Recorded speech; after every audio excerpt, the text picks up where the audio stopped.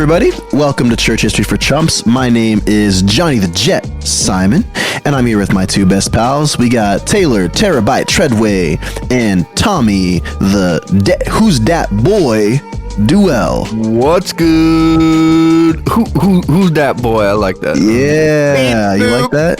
Boop, beep. Classic Terabyte. Classic. How we doing, boys? How's the evening treating you?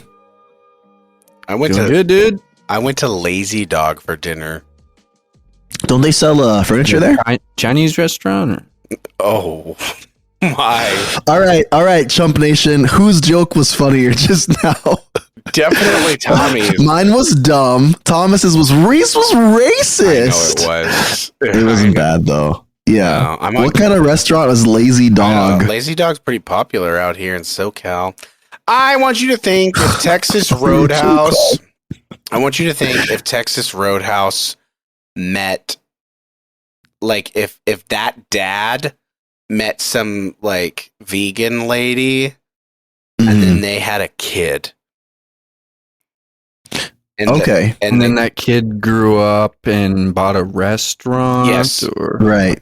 And so it's like steak, but they have a lot of yeah, they got like health options. That's like jicama. That's part of the reason. Like arugula. No, I want you to think like I'm doing keto right now because I was I was. So it's like the steaks are like seared in like grass-fed butter. Yeah, you guys want to know why I'm doing keto? Yeah. Nope, don't care. What are you doing keto for, Taylor? Oh, thanks. Why?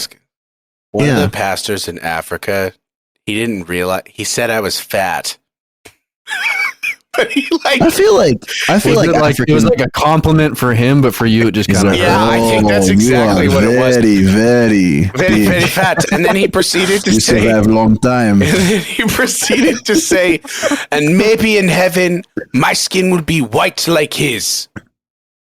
Oh my! I was like, no, and I was There's like, a very interesting value system change between us and them. And I said, no, in heaven, my skin will be dark like yours. And then they all went, oh! And I'm like, dude, I'm out of my element here, man. Long story short, I had lettuce wraps. hand him $5, and in perfect English, he just says, "I told you I could get him to say it." Oh, that's good. Oh man. Maybe. So you feel like you need to lose some weight because a couple African pastors called you big boned? Yeah, pretty much. So I'm on keto. I had lettuce wraps for dinner. Are you in ketosis right now? I sure am. Could you put the ketosis up to the microphone so we can hear it? For some reason. Are you in ketosis right now? Sounds like such a violating question. I don't know why. I'm like trying to think what does ketosis sound like? It's like, hey guys, I'm ketosis. It sounds like Lucas in those music extras. Don't feed me no sugar. Where's my beef jerky? Yeah. Oh man, that's good. That's good. I have avocados and eggs for breakfast. I don't know. My favorite part is when people are like, yeah, I'm on keto, and they call it dirty keto, and you're like, oh, what'd you have for breakfast? And they're like, six it's keto voice, right? 6 pieces of bacon, an avocado, and 6 eggs. And I'm like, well, you just ate your calorie limit, and good job. Actually, if we were just talking about like that health food junkie culture thing, I feel like dirty keto would be a great like hippie punk rock band name. Yeah, dirty keto. I don't know. We could start it. Yeah. But I don't think the ukulele fits well in most punk music. So, or pop music for that matter, or pop music, or any music for that matter. Oh, how about Hawaii, pal? Yeah, there's a whole. I almost said country. There's a whole island full of ukulele players. Thank you. Yeah. You step off the airport and everyone's just singing Somewhere Over the Rainbow. Shout out Spam Masubi. Speaking of shout outs, so Malta dead to us. We fell off their rankings. Somebody changed Ireland their VPN. also dead. But you know who we popped off Ethiopia? for this week? Oh, bro, if only. Germany, bro. Oh, Yeah. Germany is once again in the headlines, this time for all good. Well, guten Tag, Germany. Guten Tag. Guten Tag, my friends.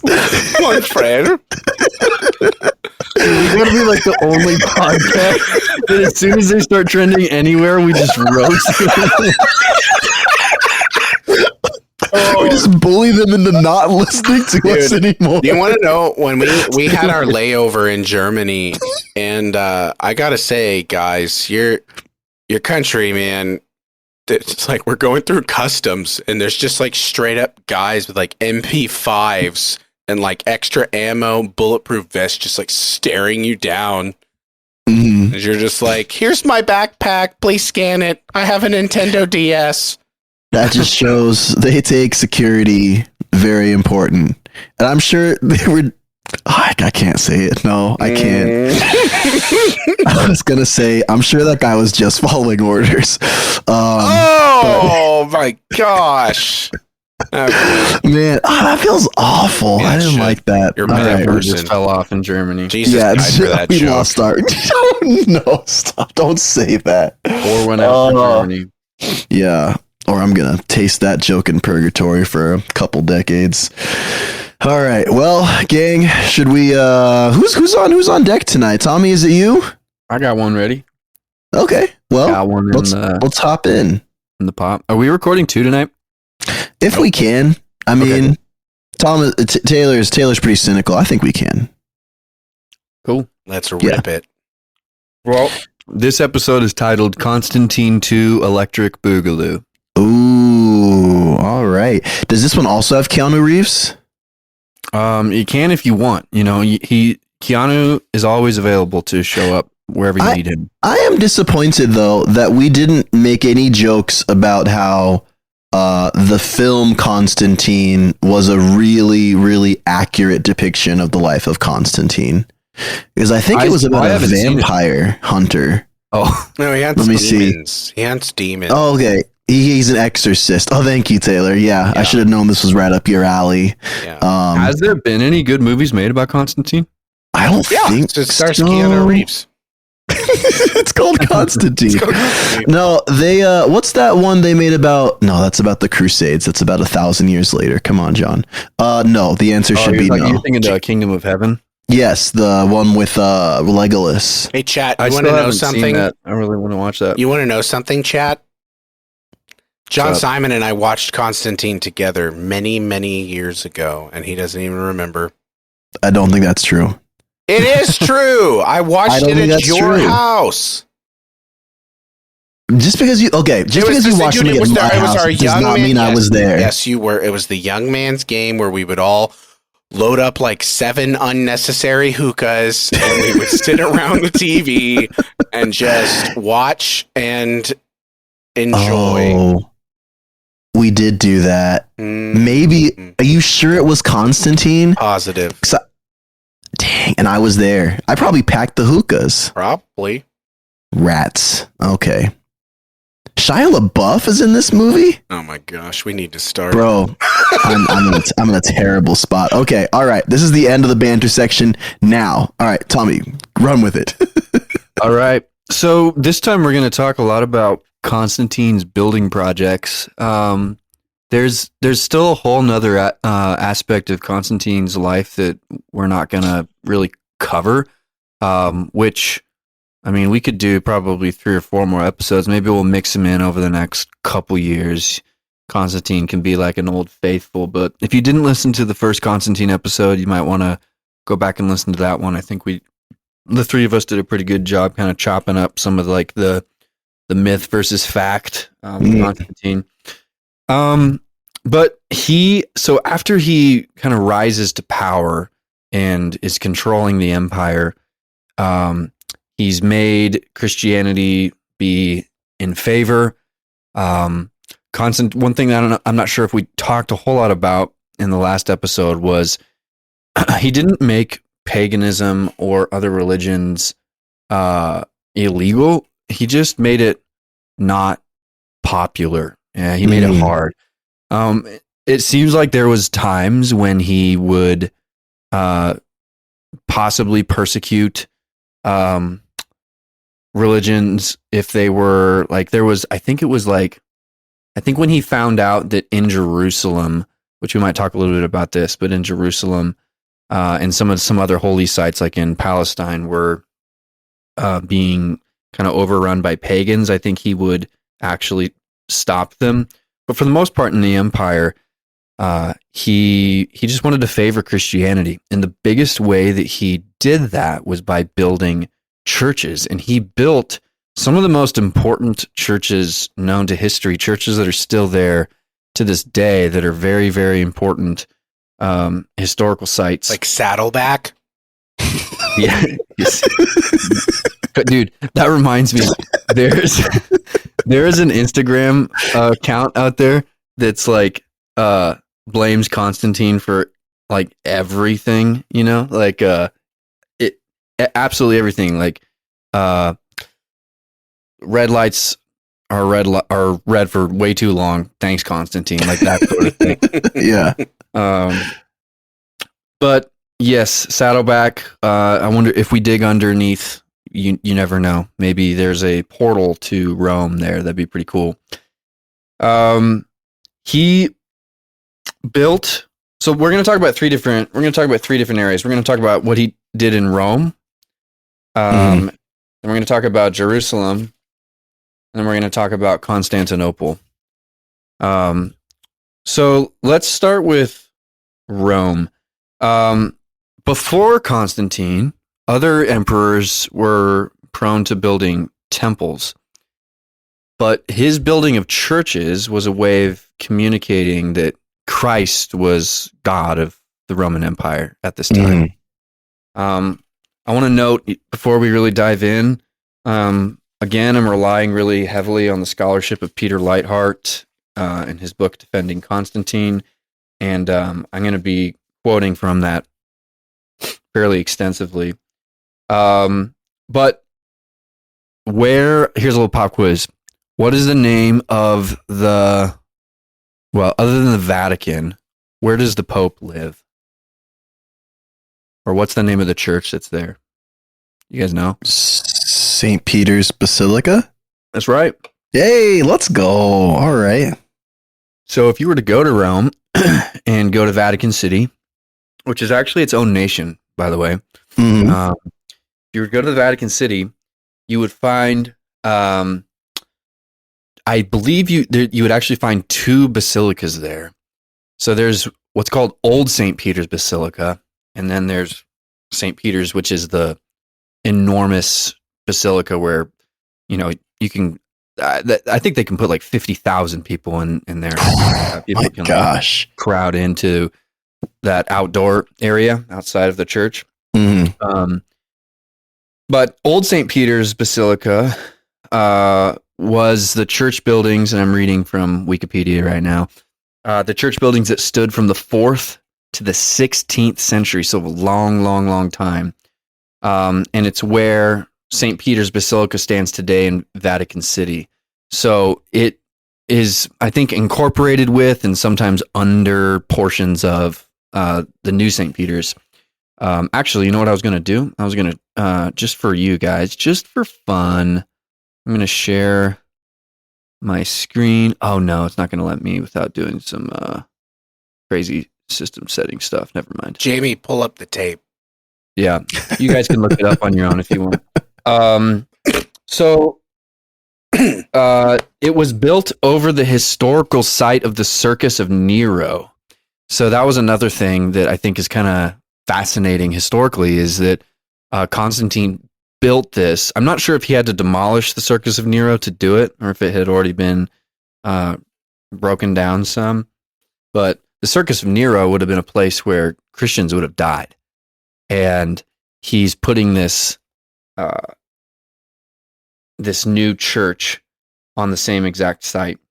So he ordered it to be built, and the construction began sometime between 318 and 322, and it took about 40 years for them to finish it. And then over the next 12 centuries, I mean, this really became like the hub of Western Christianity, to the point that obviously it became the home of the Bishop of Rome, and very important site. They tried to build it over what they believed to be Saint Peter's grave, and there's some Roman Catholics who, actually, I think a lot of them believe that it's theologically significant that the Vatican is basically over his grave, and they point back to the whole "on this rock I will build my church." Yeah, I could totally see that. Which, I don't know if you guys saw this, but last week the new Pope basically came out and said what we Protestants have been saying for forever, which is that's not what that meant. And he basically, I think he made the statement that he's talking about Peter's faith, and that Christ is also speaking about himself, but he's not talking about Peter himself, which was hilarious for me to see. And I haven't got the chance to talk with any Roman Catholics about that yet, but pretty interesting development, actually. Yeah. That's interesting. I feel like we're always like, looking for these one-liners that popes drop to like catch themselves kind of contradicting themselves too.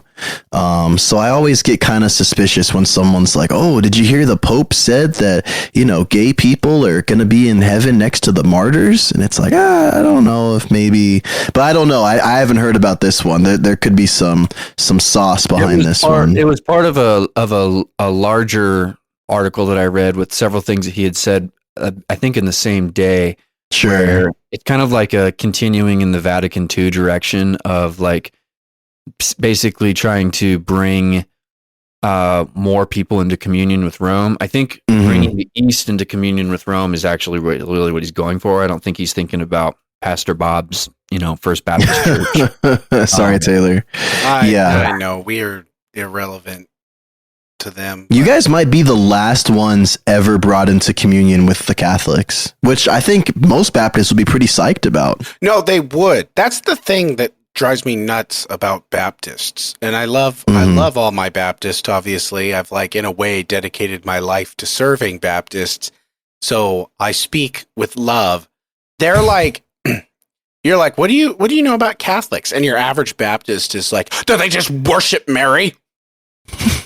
They just worship her. You're like, okay, maybe we can have a more ecumenical understanding. Not quite. So okay. So back to the church conversation. So I have a question about the practical side of it. Because I can imagine that going to church in this time period, which this would still be 4th century. Yep. I mean, I definitely understand the optics of building a gigantic church, especially in relevant city areas, to be this is the place and this is what we are kind of centering our public square around. But on a practical level of churches, would this be a place that would have the liturgy practiced every Sunday? Is this a place that people would be, I don't know if member is the right word to use in this time in history, but yeah, how did that work? So this building could house between 3,000 and 4,000 worshipers at once. Wow. It was, I'm going to quote Lightheart. Now it says that it was the largest of all Christian churches of the time. So one thing that Constantine started doing around Rome and in other places, which is now kind of if you go into older churches, more traditional churches, especially cathedrals, you'll find this pattern. It's actually made in a cross pattern where there'll be a really long nave, and then the floor plan basically is in the shape of a cross, with the altar kind of being in the middle. The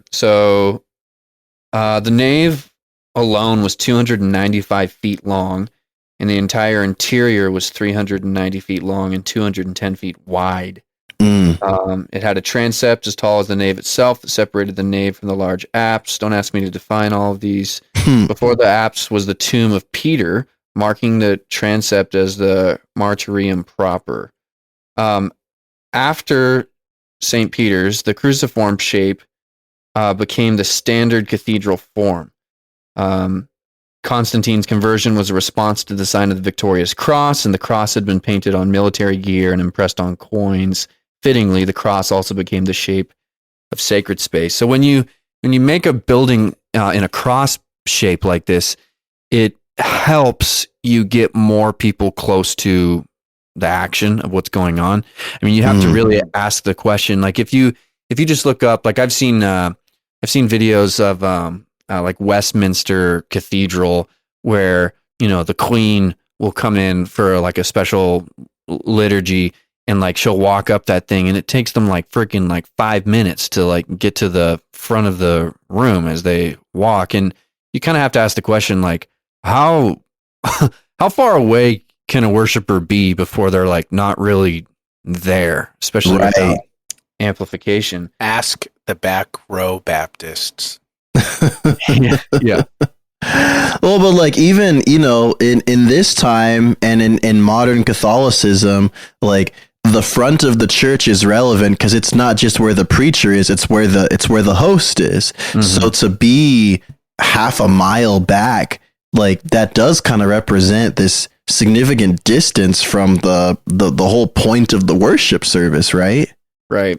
Yeah. So the cruciform pattern helps, but they also were just trying to deal with, like, honestly, something that had never, I think, really in history been needed before, which was dedicated worship space for a lot of people all at once. So this was really fascinating to me. This is Lightheart again. He says, the very form of Christian church buildings communicated the triumph of Christianity in the Roman world and Christ's victory over the Roman gods. The choice of the basilica form for church buildings was virtually forced on Constantine and other church builders. And this was answering your question a minute ago, John. Domestic spaces could no longer house the crowds that now crammed into meeting places for worship. Ancient temples were designed to house an image of the god, not to accommodate mobs of worshipers. In the Roman world, only one style met all of the needs of the church, the basilica. So I mean, they had basilicas before, but they were always used for like civic purposes. You know, like if they needed to have an election, or this is where politicians could address people, like a city hall kind of thing. Yeah. Okay. Now they needed it for worship space. Oh, that's really interesting. Okay. So they had these temples, but I guess two things. One is that like Christian worship and Roman worship were very different, and basically these Roman pagan temples were not constructed to accommodate a bunch of people coming for mass, essentially, is what you're saying. That is really interesting. Okay, so they kind of had to co-opt these, like you said, these public centers into it. It'd be the equivalent of taking a city town hall and converting that into a church, basically, or a basketball arena. Stop it. What? Okay, Lakewood. I didn't look. Yeah, okay, there's problems with Joel Osteen, but it's what they did. It's the same thing. Yeah. Till it starts to rain outside, big dog. Gosh. That was a deep cut to explain to Thomas, because Thomas clearly didn't get that joke. Sorry, I was looking at my notes. Is when Houston was flooded, they didn't want to let people in. Oh, they didn't let people in. I remember. But I think they only didn't until like they eventually let people in. Yeah. And you could say it's because of bad press, or maybe there was a honestly, I could see a church just having a big communication issue of being like, I don't know, we've got worship practice on Saturday, and we're not supposed to open up the doors for anyone on Friday to dirty up the carpet. Probably what happened is somebody was like, well, we usually charge people money to come in here on Sundays, so do we need to do that today? Oh, I wish I knew the answer. Can we get like a PayPal or something first? I don't know. Scan the QR. Yeah. But it's super interesting that the basically the building that they knew how to build that facilitated the most people just became the standard practice for Yeah. No, that is a good point, Taylor. I'm sorry for giving you a hard time. Yeah, thanks. That's okay. fair. I forgive you. Thanks, you, man. Simon. Reconciled. All right. Yeah. All right, so let's talk about Jerusalem now. Ooh. So, Jerusalem becomes a really fascinating place because basically from in between the time of the destruction of Jerusalem all the way up to the time of Constantine, Jerusalem had really lost its Jewish flavor. I mean, it had really become such a Roman city at that point that Lightheart says that Romans, when they would hear Christians talking about their home being Jerusalem, they were like, well, they can't be talking about Jerusalem, so there must be some secret military base somewhere in the east that they're referring to. So what ended up happening is Constantine's mom, her name was Helena. She made a pilgrimage to Palestine. One thing that we talked about in the last episode is there's a chance that she may have actually been a Christian even from Constantine's birth. We don't know for sure, but she probably definitely was by this point. And she goes to Palestine, much like people like to do today, to go find religious sites. And she found it really overrun by paganism. There was what looked like Eusebius actually thinks that there was a deliberate ploy by pagans in the area to kind of cover up some of these religious sites in order to, obscure them. I'm going to read you some more Lightheart here. So Eusebius tells the story of the sepulcher, so the tomb, site of the tomb of Jesus, and of Constantine's decision to erect a magnificent church on the site.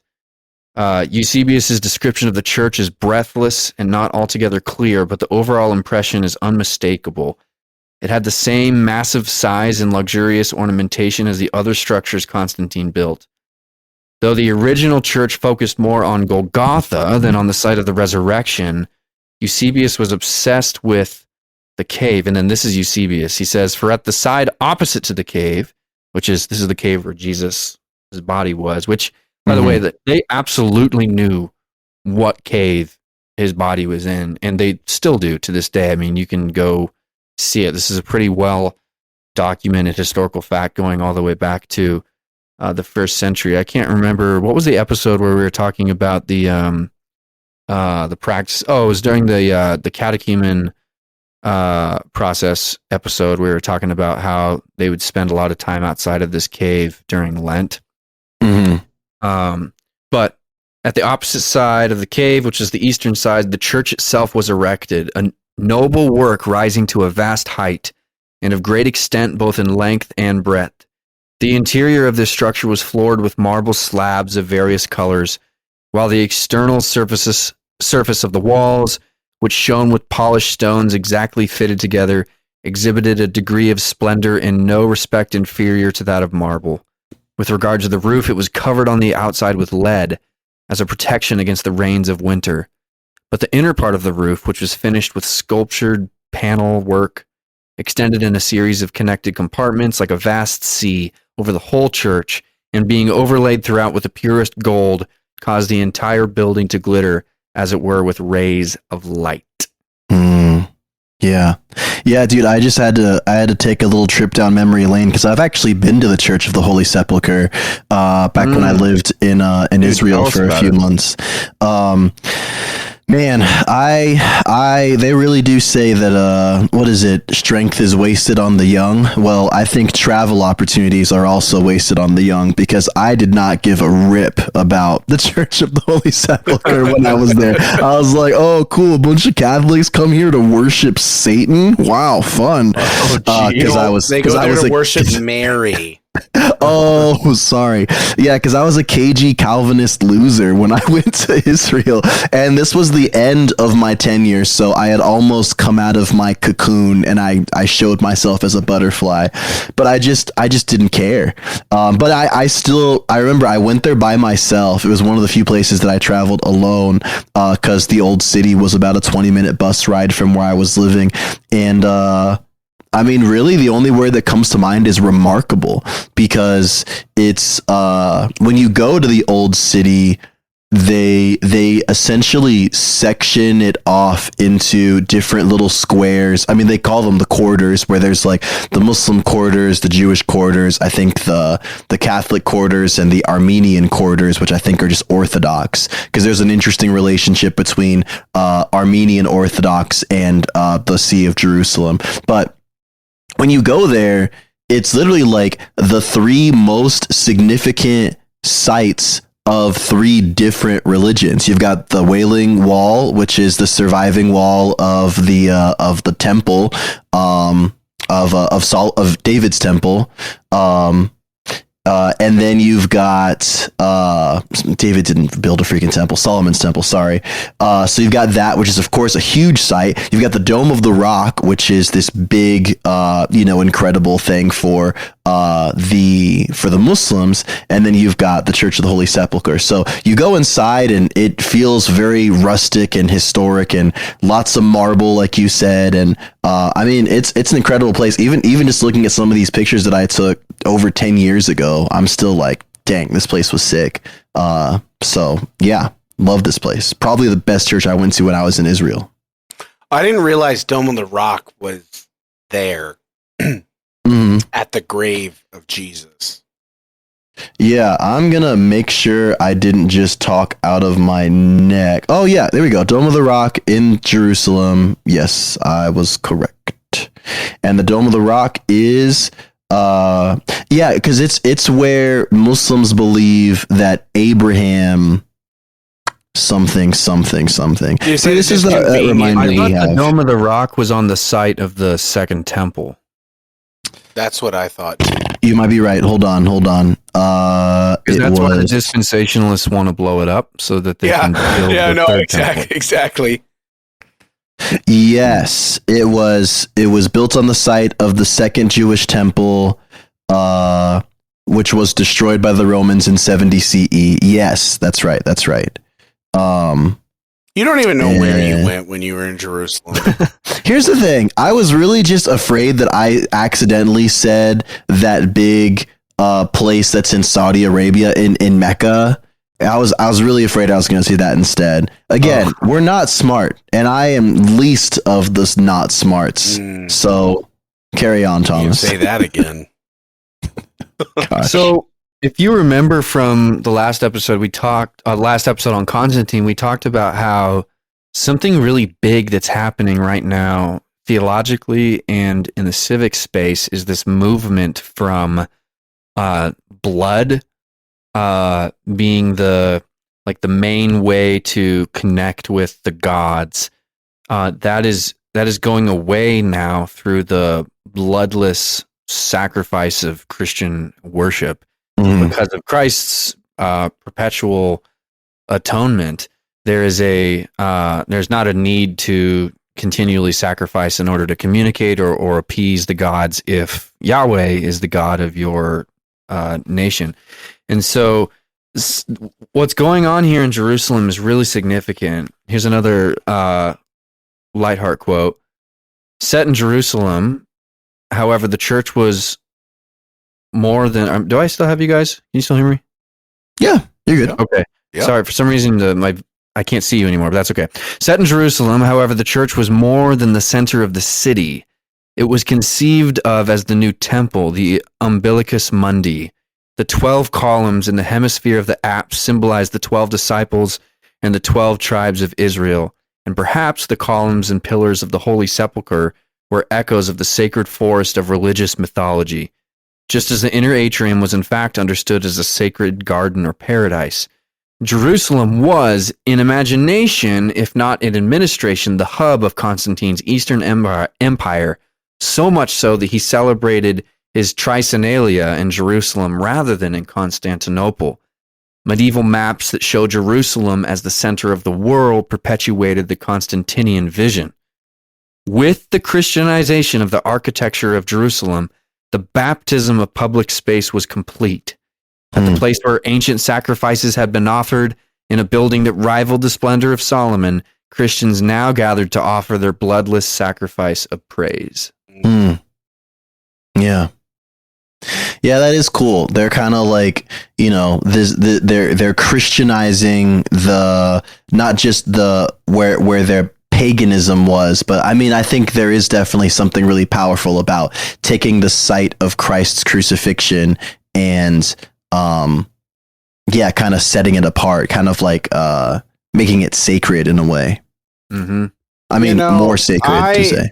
Yeah, I'm really conflicted because he's like using government funds to pay for all taxpayer money, big dog, dude. Yeah, I just have to tell myself this was like a completely different world. But then, then that little theonomist that lives in the back of my soul is like shouting. Kill it, Taylor. Right? He's shouting, and he's like, Kill it with fire. What if we replaced Planned Parenthood with churches? What if Taylor? And I'm like, oh, what are you doing back there, little guy? It makes me wonder, though, all the Christian hardcore libertarians that we know, would they be like, this is taxation? This taxation is theft? Is it? You have to be consistent. You have to be. Shouldn't you steal from pagans? No. It's like Christian Robin Hood. You steal from the pagan and you give to the church. I'd watch that movie. I mean, oh man. If we ever have a Christian emperor again, you guys are going to be really excited about the churches. We do have a Christian emperor right now. Yeah, that's the problem. Is that if we ever have a Christian emperor again, they're going to suck because mainstream Christianity is not good. I mean, and like that really just like goes to show, obviously the Lord works in church in countries where Christianity is completely outlawed. The Lord works in countries where it's allowed. He works in countries where Christianity is the state religion. That doesn't necessarily mean that making the Christianity the state religion and then like essentially using the sword to take over things and say, well, this is a church now, like it. You better like it. Right. That doesn't mean Which hadn't happened just yet. Constantine's just making the pagans kind of squirm, but they're not, it's not illegal for them to do what they do. No, but he did kick them out of these places. He said, this is ours now. True. Yeah. There was a Reddit thread that was very upset. Yeah. Constantine is #concerning for Reddit homies. Lightheart spends a good bit of time thinking through that question in his book, and he notes at one point, he says, this might be evidence that Constantine was trying to rope Christ into service to the imperial cult, but it seems more likely that it was a confession of his subordination to the greater Lord. He had baptized public space. Paganism still had its place, but temples were increasingly overshadowed by large and numerous churches. And if you think about like, for the emperors of this time, what their role of the gods were for them, Constantine building churches wasn't just showing religious preference as much as it was him acknowledging where he fit into the authority structure of the cosmos, which is pretty novel idea for emperors who otherwise claimed. I mean, if you remember at the time of when Jesus is born, Augustus is making claims to be God. I mean, right. The Evangelion, the gospel of Caesar Augustus, the son of God. Mark is directly conflicting that at the beginning of his gospel. So I think this is an important turn theologically for sure. I think that's where context. Go ahead, John Simon. Oh, thank you. Sorry, I don't know why I was so rude about that. I'm sorry. Again, I'm sorry. I think that's also, context I think is important too, because the emperor was seen not just as a civil role, but also as a religious role. Like he was the god. He was the ambassador of the gods of Rome, which means that he was always going to be seen in a religious light. So all he was doing was saying, well, I actually don't affirm the gods of the pantheon that you are associating me to, that the former emperors were associated to. I'm actually on board with this Christian god. And so it would make sense in that context, again, that a quote unquote baptism of the public square would involve actually changing the religious centers to represent the actual faith of the emperor, because Julian the Apostate is going to do that too pretty soon, where he's going to be like, nah, forget this, we're not Christians, like we can still be pagan. He's going to try to pull the Uno reverse card, and then Theodosius is going to follow him and do the exact same thing. So I mean, yeah, when you're in a state like Rome, when you're the emperor of an empire, it would make logical sense that you would have some influence over what public religious spaces looked like. Dude, that's why I 100% believe Constantine's intentions were pure with this. Yeah, I don't think he was a pragmatist. You have to think, like, you know, people are the same throughout time, roughly speaking. Cultures change, all that, but like at the end of the day, we're all people. Mm-hmm. And I know we're like poking fun at theonomists, but like this is the same line of thought that they have. Like, well, what if we were in charge? And what if we were like able to just say, no, we're doing Christian stuff now. We're Christian. Right. That's what we do. And you're like, yo, that does feel pretty good. And then, you know, you get into the ramifications of that. And this, I think the next 1,500 years of church history proves that you really don't want to mend the two or blend the two.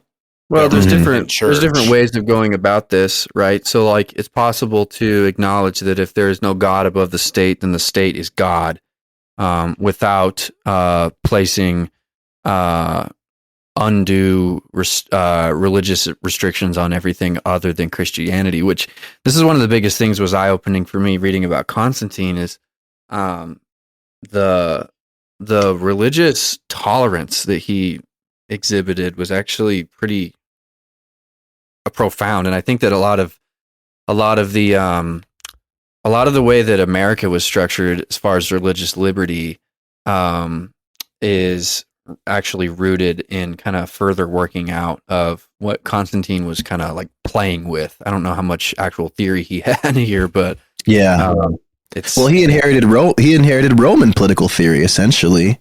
Mm-hmm. Which was a religious state. Right. Yeah, I mean, which very important thing to know. Yeah. And like you're talking about America, the founding of America was definitely affected by like liberalism, but they were coming from very religious states also. So, I mean, we're always kind of co-opting the culture that formed us. That's kind of a big part of, you know, how we see this stuff. Yes. But which is why we need to have grace when interacting with people that are from different cultures than us. I think the opposite is true. Okay. Wow. Yeah. Well, before you guys get into another little cat fight, let's jump into Constantinople. Again, Lightheart had such a great description of Constantinople. I'm just going to read it to you. It's a little bit of a long section, so if you guys want to jump in at any point, I'll just mark my spot and we can chop it up.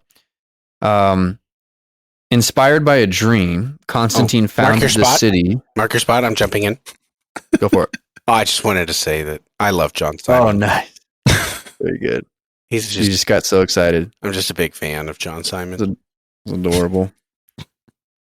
Okay, go ahead. Constantine founded the city shortly after his victory over Licinius and dedicated it on May 11th, 330. Eusebius found no hint of ambiguity. In celebration of his victory over the tyrant Licinius, Constantine established the city as an explicitly and thoroughly Christian civic space, having first cleansed it of idols. Thereafter, he embellished it with numerous sacred edifices, both memorials of martyrs on the largest scale and other buildings of the most splendid kind, not only within the city itself, but in its vicinity. I don't know if it's in this section or if I just remember reading it from somewhere, but apparently he filled Constantinople with so much art that he had pulled from other parts of the empire that other people were like, at the time were writing and like, dang it, man. Like he like took all of our stuff, like just like packed it all into Constantinople. It was literally like he was playing Sim City over there in the East, just like doing whatever. He had all the hacks on and he was just building whatever he wanted. And he took like some random town in like Gaul, took like the one statue of like Saint so-and-so they have. They're like, no, please. Like, no, it's fine now. It's all we have. Let's go to Constantinople. I'm the emperor. You can come see it in Constantinople for $5.99. If you guys had to name a town, your new favorite town in the empire after you, like Constantine did, what would you call it? I think Taylor Town's got a nice ring to it. Oh my gosh. My initials are TED, so I think it'd have to be Tedland. Tedland. Okay. All right. I'm going like Old English, like the origins of Treadway is like Trethaway. Mm-hmm. So I'm going with like Trethaway. Not Taylor Town. Taylor Town sounds like there's like giant plastic dinosaurs that are faded in the sun, and they're like on the edge of the freeway smiling at you. Oh man, Taylor Town does sound like an exhibit at a Disneyland knockoff. Yeah. I'd hang out at Taylor Town. Sounds like a cult commune is what it sounds like. Jonestown. Oh man, it's Jonestown. Yeah. Oh no, that is a cult. Yeah. Dang it, man. Oh shoot. Okay, well, what about like Simon's Reach? Ooh. I like something possessive, like Simon's Landing. Simon's Landing. Yeah. I like that. All right. So Constantinople. I mean, and this was before the New Rome stuff had been started. So he's kind of planting the seeds for the future endeavors. Yep, he's just going crazy. So back to our description. By honoring the martyrs, the emperor was simultaneously consecrating the city to the martyrs' god. The emperor insisted that the city be free of idolatry. So, even though he was very tolerant to paganism and idolatry throughout the empire, there were specific spaces where he was not about it at all. And then he wrote that henceforth no statues might be worshipped there in the temples of those falsely reputed to be gods, nor any altars defiled by the pollution of blood. It's so metal. Mm-hmm. Oh my gosh. Above all, he prohibited sacrifices consumed by fire, as well as, quote, demon festivals, and all other, quote, other ceremonies usually observed by the superstitious, end quote. On the positive side, Constantine filled the city with Christian symbols. One might see the fountains in the midst of the marketplace graced with figures representing the Good Shepherd, well known to those who studied the sacred oracles, and that of Daniel also with the lions forged in brass and resplendent with plates of gold. Indeed, so large a measure of divine love possessed the emperor's soul. I think that might have been Eusebius. Eusebius was most impressed with a quote, vast tablet displayed in the center of its gold-covered paneled ceiling in the palace, end quote, where Constantine ordered, quote, the symbol of our Savior's passion to be fixed, composed of a variety of precious stones richly inwrought with gold. End quote. For Eusebius, quote, this symbol he seemed to have intended to be, as it were, the safeguard of the empire itself. End quote. I'll pause there for a minute. That sounds so good. You just got to think, though. You got to think everything that sounds so good. He's like, I'm going to just be a little rude here. Like, for every one of these things that he's doing, there's like Thomas is wondering what I'm about to say. There's like an equivalent of like a blue-haired, septum-pierced, like, screecher, like, angry about it. Like, Ree! I can't believe you're taking away my pagan festivals. And then, like, the nice family is, like, walking in behind as they're being dragged away by the police to, like, enjoy They're now Christian space is effectively what's happening. Taylor's really upset for blue-haired screechers 2,000 years ago for some reason. I'm not upset for them. I'm conflicted because this sounds great, but I don't think it's a good idea. Well, maybe it's a good reminder that a blue-haired screecher is still a human being made in the image of God. I know, and they can have some lousy views and still have a lot of value. And maybe they weren't blue-haired screechers. Maybe they were just Jewish people, pagans, heretics, all types of people who wouldn't fit in Orthodox Christianity, but who maybe didn't need to be forcibly relocated. I don't know. So, I mean, there's a little question mark to throw out there. Or maybe they were sacrificing animals to demons and having sex magic in temples, and Constantine was like, "How about no?" I think extremes exist. So do moderates. It's really important that we make the connection here. That like the equivalent of this is like the government walking into Planned Parenthood and saying, "Well, we're not going to do this no more." And saying, kick all the doctors out, maybe even put them in jail, and we're going to build ourselves a nice little Christian park here with a nice little crucifix. So this takes an interesting turn because he was still building a Roman city, and it wasn't like it was, I don't know, we see some cracks here. So let's listen to this. From what we can tell at this distance, Constantinople's break with the pagan past was not so self-evident. Constantine included no Colosseum, but built a hippodrome for racing that mimicked the Circus Maximus at Rome. Did they race hippopotamuses? Dude, that would be epic. Terrifying. Notable churches dotted the city, including the first form of the Church of Holy Wisdom and the Church of the Apostles, where for a time the emperor was buried. Christian imagery was evident throughout. Yet, he also treated the city as a project continuous with the Roman past. As a celebration of his victory over the tyrant, Constantinople was the city of Rome's victory, not merely of Constantine's personal triumph. Further, he erected a statue to Tyche, the goddess of good fortune, and at the top of a porphyry, I don't know how to say that, column, that still stands in the center of the old square of Constantinople, he placed a golden statue of Apollo, looking toward the rising sun, whose face was remade into the face of Constantine, with an inscription that, quote, intended to signify that instead of being a sun god, Constantine gave his allegiance to God who made the sun, end quote. And then here you go. He moved so much existing art into his new city that Jerome complained that all the cities of the East had been stripped bare. Oh, poor Jerome. Jerome's hometown's got nothing pretty to look at. Okay, so Thomas, you're saying that he like did all these extreme things and then still was like, well, let me give you a few pagan things to look at. Like he's okay. He's like, I'm not a monster. Yeah, I don't know. If you're gonna do have something, some Tyche. If you're gonna do it all the way, Constantine. He also, he repurposed an Apollo statue to look like him.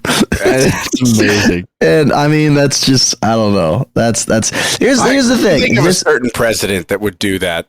Can you imagine?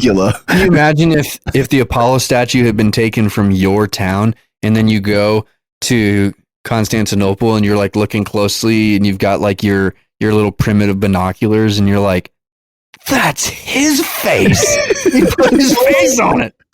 I would love it even more if it wasn't even well done. If it was just like a sheet of paper that had like some scribbly eyebrows scribbled over it.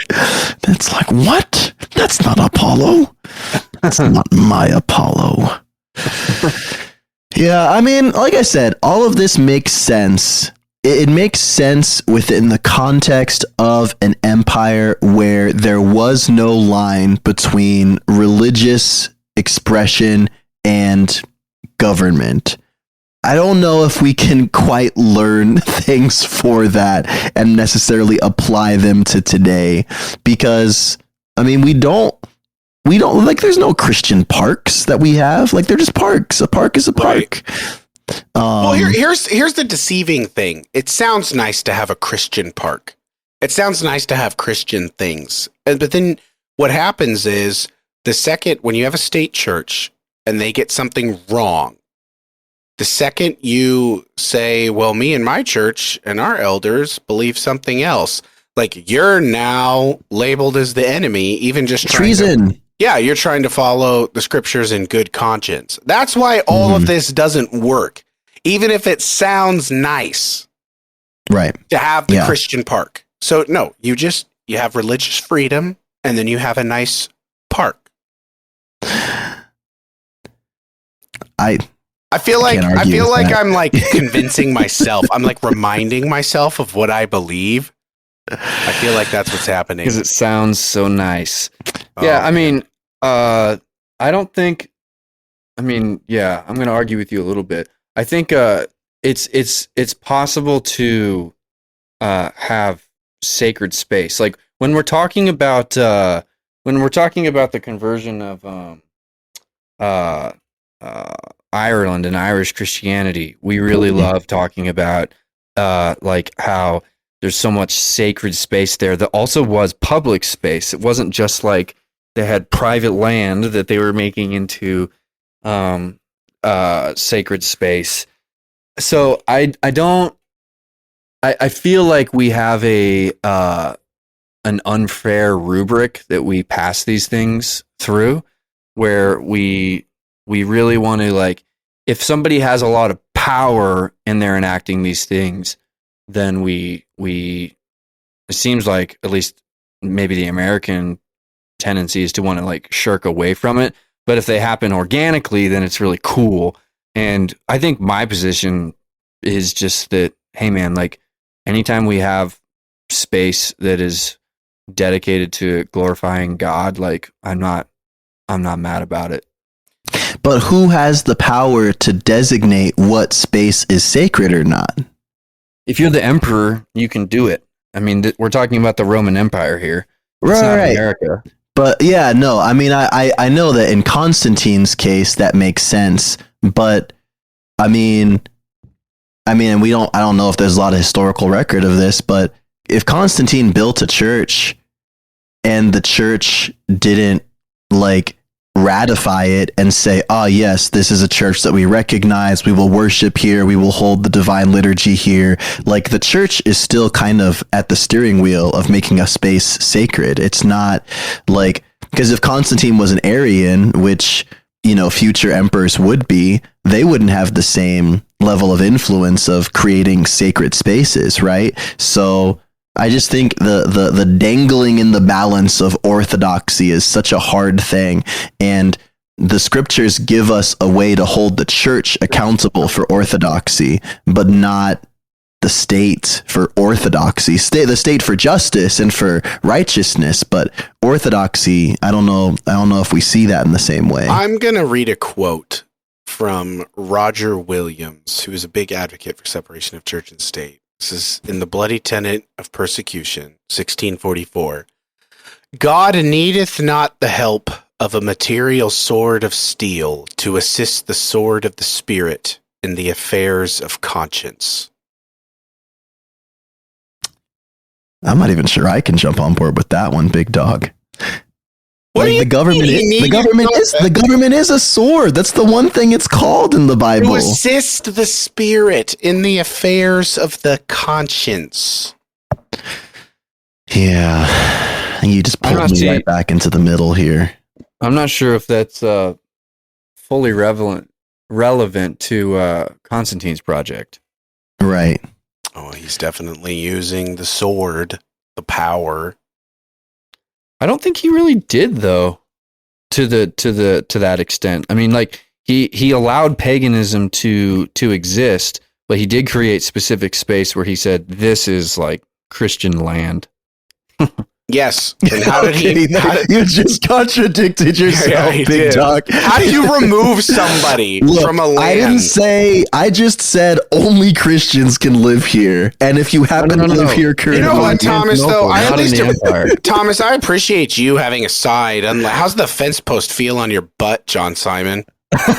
Hey, the Spirit is making it more and more comfortable every day, brother. Yeah. Very convenient. Let's bring it down to like a very relevant local issue. I'm just curious where you guys would land on this. So, Sure. although I think I know how you're going to answer.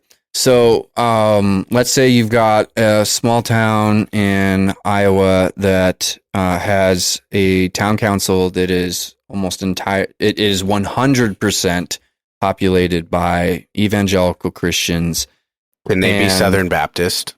Sure, they're Okay, Southern Baptist, and then you got the one random RCA guy, gal, RCA gal. There we go. Pastor Christine. Something didn't sound right. Okay. Yeah. Now I'm on board. And Pastor Christine, while being pro women's ordination, is very anti Satanists doing a satanic worship service in the town park. And the representative government of this little town in Iowa makes a unanimous decision to not allow Satan worship in the town square in Littletown, Iowa. Mm-hmm. What's your question? I mean, isn't that in opposition to the Bill of Rights? So, freedom of religion? I'm not sure. I don't. Yeah, I mean, I would say, I think that as Christians, they're obligated to their Christian conscience, but as city council members, they have an obligation to the limits and boundaries set by their role. And if what they ordain is something that opposes the basic principles of American liberties, then yeah, they probably should be restricted. Because I think when you say that, I think of the opposite scenario in wherever Taylor's living, where a bunch of Satanist city council members are going to say that Christians can't hold a worship service on a Saturday night where some big mega church has rented out a public park to have a worship night for the whole city. Like, if they restrict that, then I'd say boo on both of them. Sean Fuake is going to have his lawyer sue the pants off of him. Okay, I got a good answer. First off, I'm going to assume that in this home we don't call the cops. It's one of those situations, so I don't care what the Bill of Rights says. All right. So that's like my assumption that I'm operating from. If I was on that city council and a couple edgy Satanists came up and were like, "We're going to have a worship service and we're going to worship Satan," and everyone's like going to be offended by it, I would say, okay, look, whatever they do is going to be dumb and it's going to have no power, because we're going to take all our little churches, and Pastor Christine, I want you to bring your church, and we're all going to go and sit outside the park and pray against everything that's happening, and all 7 people that go to their cringy little worship service are allowed to do it, and they're going to feel real silly. And we're going to show love and be kind, but we're going to let it happen, because if you outlaw something, you're making it bigger. And like, it's martyrs. You're making martyrs. You're making martyrs out of them and giving them talking points. So the people that don't like your church because, whatever happened, they're going to see, oh, well, the Satan church is sticking it to them. I like that. I don't know. That's my practical off-the-cuff thought. I think that's a good answer. I mean, I think that'd be a great way for Christians in a town or any city to deal with this, especially in our American setup that we have here with our government and our laws. Is it your position that perpetually throughout all time in every place, if Satanists want to worship in public space, they should be allowed to? I mean, dude, if you're going to say no, then you have to allow no worship in a public space. Why? Because, once again, dude, it all comes back down to the second the state takes a position and says, this is what the Bible says, local congregations are now no longer allowed to discern the truth for themselves. Blessed is the nation whose God is the Lord. Oh my gosh, we don't have time to get into that. We should have a special chump debate, not a Trump debate. We don't do that. Trump debate. Have a chump debate where There might be some Venn diagram there. I don't know. Oh yeah. Guess what side the old Don is on for you, Tommy? Yeah. He's not a Christian, but he'd love to be the Pope. Tommy's so that the tells you all you greatest. should know. Tommy's the greatest. We love Tommy.